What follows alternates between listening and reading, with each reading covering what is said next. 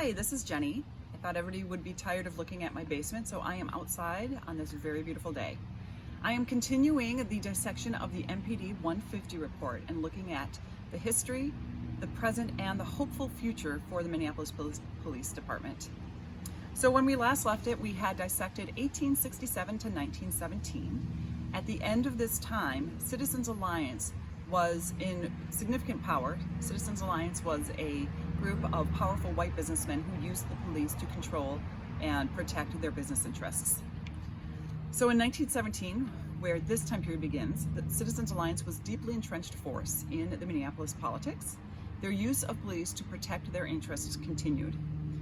At the same time, a deep and unrelenting strain of white supremacy was growing across the country, including Minnesota. The Ku Klux Klan opened 50 chapters in the state of Minnesota alone. As a result, a growing black population in Minneapolis was subjected to police brutality. The NAACP mobilized to demand reform, but their calls were largely ignored, as they have been for the 100 years since then. Citizens Alliance continued to mold the police department to do their bidding, but they found it difficult when the AFL, which was the police department was associated with, represented other unions which the police were charged with attacking and breaking up their strikes. Citizens Alliance waged a public relations war against the police department, police union, pressuring them to disassociate from the American Federation of Labor, which they did in 1926. To this day, the Minneapolis Police Union is separated from the AFL. In 1934, the Teamsters went on strike, and the police once again went to work to break up the strike. However, since they still had not established a significant training program, they were defeated by the strikers in a massive battle downtown. I'm just trying to imagine this battle between strikers and the police in downtown Minneapolis. One element of the strike, however, which is something that continues on through, was the evident disregard for life that the police showed during this. At one point, they shot at 70 strikers in their backs as they ran away from the cops. They shot at 70 of them, managing to kill 2 of them and wounding many others. This use of brutal and unjust force can be seen again this year in footage of police across America brutally beating peaceful protesters in the name of keeping the peace. During World War II, the police took on the role of controlling public opinion, gathering intelligence on the people of Minneapolis with the formation of the Internal Security Division. They investigated people who they thought might be subversive and also spied on Japanese and German nationals who had been released from internment camps. Keep in mind that these Japanese and German people, their only crime was being Japanese or German. In the 1960s, during the significant civil rights movement, during the civil rights movement of the 60s, when blacks across the country were tired of being harassed without any cause by the police, the police force grew to more than 800 cops, and they established what became the School Resource Officer Program to create a favorable rapport between juveniles and the police. They needed this because, of course, police officers were brutal, racist, and accountable for their actions. During the same decade, black people were systematically excluded from every part of the city except for the north side. They were denied access to well-paying jobs, home ownership, and security, and they were frequently attacked by the police without provocation. So I'm going to depart here for a moment from the MPD 150 report and talk about this piece where we talk about they were denied access to well-paying jobs and home ownership. There was a fantastic project online called Mapping Justice. You can find it at mappingjustice.org. This sheds light on the practice of covenants written into city real estate deeds that prohibited homes from being sold to colored persons or non-whites. Nate of St. Paul posted a fantastic summary of this on Facebook recently, and so I am stealing his words. Thank you, Nate. As part of the New Deal in the 1930s, the government created an organization called the Homeowners Loan Corporation.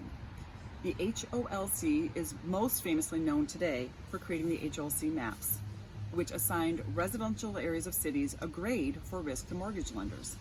So grading criteria included property values, age of properties, depreciation, and the racial ethnic makeup as well as economic class of the people living in that area.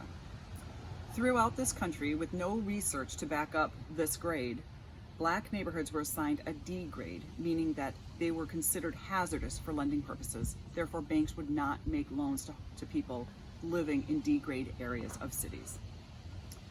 By labeling predominantly Black districts as dangerous for mortgage lending, Black people who may have been able to afford their own home could not get a loan from a bank. Racial covenants prohibited them from moving to other areas of the city. So even if they wanted to move to an A or a B area, the houses in that area basically said this home cannot be sold to a colored person, and they were not allowed to buy homes. I'll be honest, I found out that our home, which was built in 1928, has a racial covenant in the deed which states it will not be sold to people of color. The house is almost 100 years old, and to my knowledge, it has never been inhabited by anyone other than a white family.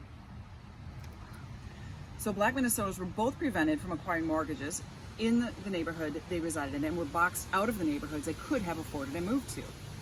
As a result, they were prevented from taking advantage of the huge boom in home equity and wealth that was created in the 1950s and 60s for white Americans only. So when people refer to the 50s and 60s as the good old days, a huge part of that is a home equity wealth, which is new to many families. So if you're white and your parents and grandparents were able to purchase a home in those decades, that feeling of financial security is the direct result of economic benefits that Black Americans were not permitted to enjoy. So this happened 50-ish years ago, and yet the impact, the impact of these covenants are still seen today. Our city is still predominantly neighborhoods of 90% Black, 90% white, and this lack of exposure, understanding, communication between the races continues to be a problem today. In 1967, the civil rights movement was in full swing across the entire nation, and violence against Blacks in Minneapolis by the police, which went without justice, resulted in a riot on the north side. The response to the riot was a massive police response and the deployment of the National Guard to quell the violence. After the riots, the mayor proposed several police reform initiatives, none of which solved the underlying problem of this department. So this pattern of police brutality leading to community outrage, leading to protests, to promises of reform, continues today. That concludes looking at this section from 1917 to 1967. Thank you so much for being open to learning something new. If you notice my shirt, that has a quote from one of my absolute favorite American authors, Mark Twain. And he says, suppose you were a member of Congress, and suppose you were an idiot, but I repeat myself. Thank you for watching. Thanks for being open to new things.